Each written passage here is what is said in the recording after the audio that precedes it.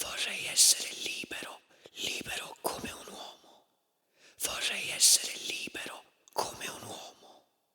Come un uomo appena nato che ha di fronte solamente la natura,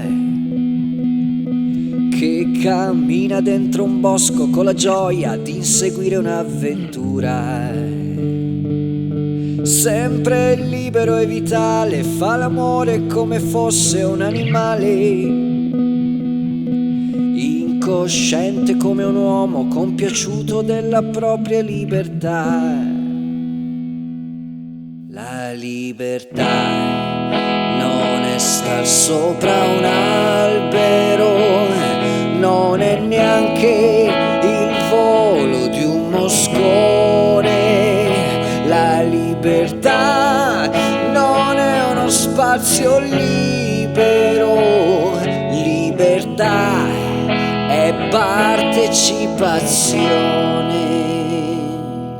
Vorrei essere libero come un uomo che ha bisogno di spaziare con la propria fantasia e che trova questo spazio solamente nella sua democrazia, che ha il diritto di votare e che passa la sua vita a delegare e nel farsi comandare ha trovato la sua nuova libertà. La libertà non è star sopra un albero, non è neanche avere un'opinione. La libertà non è uno spazio libero, libertà è partecipazione.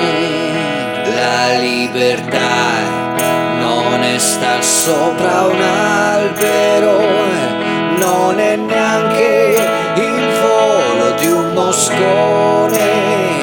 La libertà non è uno spazio libero, libertà è partecipazione.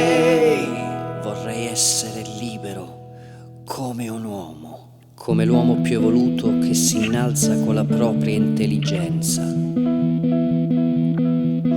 e che sfida la natura con la forza incontrastata della scienza,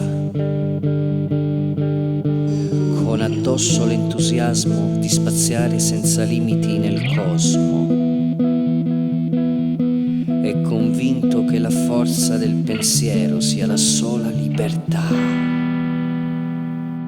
La libertà non è star sopra un albero, non è neanche un gesto, un'invenzione. La libertà non è uno spazio libero, libertà è partecipazione. La libertà non è star sopra un albero, non è neanche il volo di un moscone. La libertà non è uno spazio libero, libertà è partecipazione. La libertà